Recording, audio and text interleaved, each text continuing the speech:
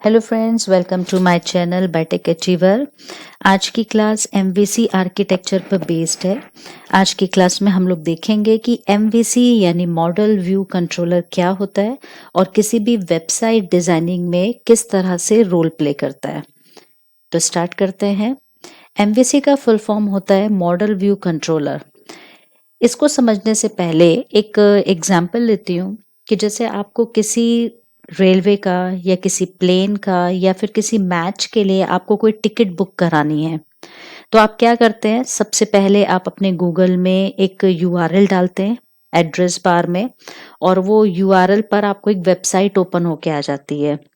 उस वेबसाइट पे एक पेज ओपन होता है जहाँ पे आपको उसको देख के समझ में आता है कि यहाँ पे वो आपसे कह रहा है कि आप अगर यूजर ऑलरेडी हैं इस साइट के तो लॉगिन करिए, और अगर यूजर नहीं है तो सबसे पहले इस साइट पर रजिस्टर करिए यानी साइन अप करिए। तो फिर आप लॉगिन या साइन अप में से कोई एक ऑप्शन लेते हैं।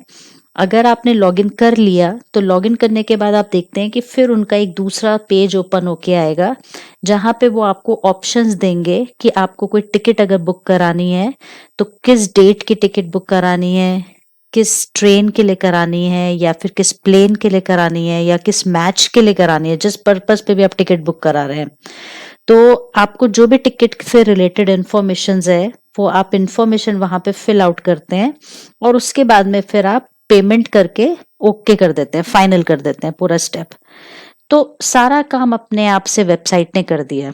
लेकिन जब आप किसी वेबसाइट को ओपन आपने किया तो वहां पर वो वेबसाइट को आपको कैसे चलाना है, कैसे ऑपरेट करना है, वो सारी चीजें आपको देखकर समझ में आ गई। क्यों? क्योंकि उसका लुक एंड फील, जिसको हम मॉडल व्यू कंट्रोलर में कौन सा पार्ट है, ये व्यू वाला, कि उसका जो लुक एंड फील था वो इतना फ्लेक्सिबल और कंफर्टेबल था जिसको देखकर कोई भी यूजर समझ जाता है कि आपको क्या करना है यहाँ पर।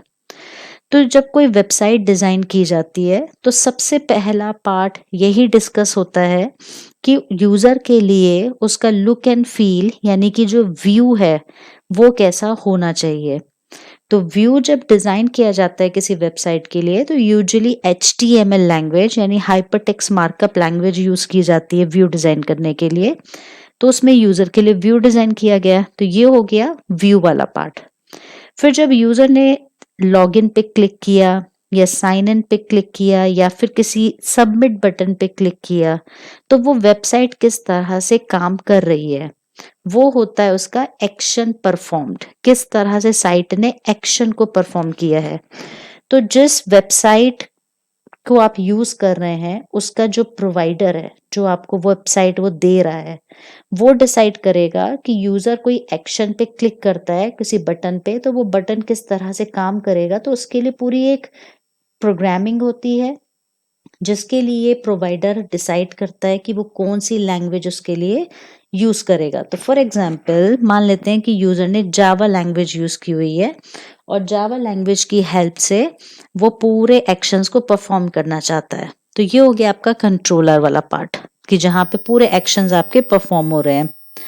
फिर आता है कि आपने जो भी टिकट बुक कराई है, आपने बुक करा के आप चले गए हो, कुछ दिनों बाद आप वापस आते हैं, आप देखना चाहते हैं कि जरा मैं स्टेटस देख लूं कि मैंने जो टिकट बुक कराई थी उसका स्टेटस चेक कर लूं। तो जब आप दोबारा उस वेबसाइट पे लॉगिन करेंगे तो आप देखेंगे कि आपकी जो हिस्ट्री है उसमें वो बताएगा कि आपने इस डेट को ये टिकट बुक करी, इस नाम से बुक करी, इतने पैसे पेमेंट किए आपने।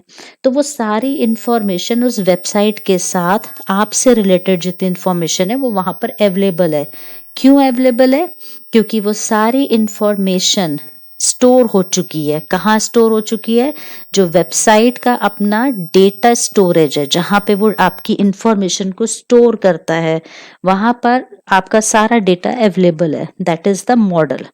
तो कोई भी वेबसाइट जब का बनाई जाती है तो सबसे पहले उसका व्यू होता है, फिर यूजर के व्यूज पे कैसे काम होगा, दैट इज कंट्रोलर, और यूजर की इंफॉर्मेशन कहाँ स्टोर होगी उसके लिए मॉडल डिजाइन किया जाता है जिसे डेटाबेस कहते हैं।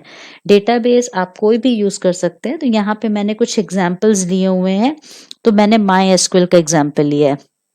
अब टेक्निकली देखते हैं कि किसी भी वेबसाइट में किस तरह से कंट्रोलर और मॉडल काम करते हैं, उनका फ्लो क्या होता है। तो यहाँ पे यूजर का जो इंटरफेस है, यूजर इंटरफेस का मतलब कि यूजर ने जो पूरा वेबसाइट ओपन करी अपनी मशीन पर, तो उसे कहते हैं कि वो यूजर का क्लाइंट मशीन है। क्लाइंट मशीन पर जो भी यूजर का इंटरफेस आता है, यानी यहाँ पर ये आपको पूरा पेज दिखाई दे रहा है कि यहाँ पे लॉगिन करो या फिर यहाँ पे साइन अप करो, पहली स्क्रीन। तो ये होता है क्लाइंट मशीन पर आने वाले पेज को हम कहते हैं कि that is user interface. User अपनी क्लाइंट मशीन से किसी बटन पे क्लिक करता है। फॉर एग्जाम्पल उसने यहाँ पे ओके पे क्लिक किया, तो ओके बटन कैसे काम करेगा, उसके लिए यूजर ने रिक्वेस्ट भेजी है, और जब रिक्वेस्ट भेजती है तो रिक्वेस्ट अभी कहाँ पे परफॉर्म होंगे आपके सारे कंट्रोलर और मॉडल वाले पार्ट। कंट्रोलर और मॉडल का पार्ट परफॉर्म होता है प्रोवाइडर की मशीन पर, जिसने आपको वेबसाइट दी है उसकी प्रोवाइडर की मशीन पर ये वाला पार्ट अवेलेबल होगा। तो इसे कहते हैं सर्वर मशीन, ये सर्वर है। तो आपकी रिक्वेस्ट यानी यूजर की रिक्वेस्ट सर्वर पर जाती है, और सर्वर पर जाने के बाद वहां पर होता है रिक्वेस्ट हैंडलर। हो सकता है आपने लॉगिन करने के लिए रिक्वेस्ट की हो सकता है आपने रजिस्ट्रेशन कराने के लिए रिक्वेस्ट की हो सकता है आपने पेमेंट करने के लिए रिक्वेस्ट करी हो। तो किस पर्पस के लिए आपने क्लिक किया है किस बटन पर, उसके अकॉर्डिंग रिक्वेस्ट हैंडलर चेक करता है कि किस तरह की रिक्वेस्ट आई है। जिस तरह की रिक्वेस्ट आई है उस टाइप के एक्शन कंट्रोलर को वो कॉल करता है। तो अलग अलग तरह के कंट्रोलर्स बनाए जाते हैं। लॉगिन को हैंडल करने के लिए अलग कंट्रोलर है, पेमेंट को मैनेज करने के लिए अलग कंट्रोलर है। तो आपकी रिक्वेस्ट के अकॉर्डिंग एक्शन कंट्रोलर कॉल होगा। अब वो कंट्रोलर क्या काम कर रहा है, साइन इन कर रहा है, पेमेंट कर रहा है, तो उसके लिए उसे इंफॉर्मेशन यूजर की डेटाबेस से लेनी है, या फिर डेटाबेस में कोई यूजर की इंफॉर्मेशन को स्टोर करना है। तो वो सारे काम जो भी वो एक्शन परफॉर्म करना चाहता है वो बिजनेस लेयर के अंदर आके परफॉर्म होता है।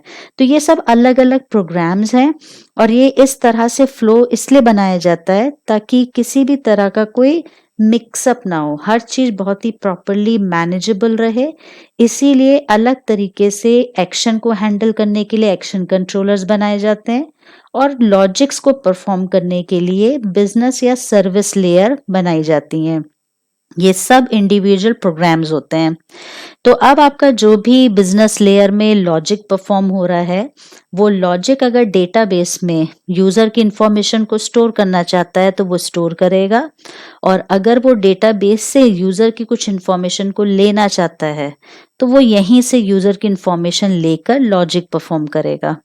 तो जो भी यहाँ पे सारे काम हो गए यूजर से रिलेटेड, जो भी यूजर की रिक्वेस्ट पर आपने काम किया है, वो जब डन हो जाता है तो डन होने के बाद में रिक्वेस्ट हैंडलर आपकी रिक्वेस्ट का जो रिस्पॉन्स है, यूजर का जो रिस्पॉन्स है, वो रिस्पॉन्स यूजर की मशीन यानी क्लाइंट मशीन पर वापस भेज देता है। तो इस तरीके से एमवीसी का एप्लीकेशन फ्लो चलता है। कोई भी वेबसाइट इसी तरह से काम करती है। So if you like my video then please like, share and subscribe. Thanks for watching.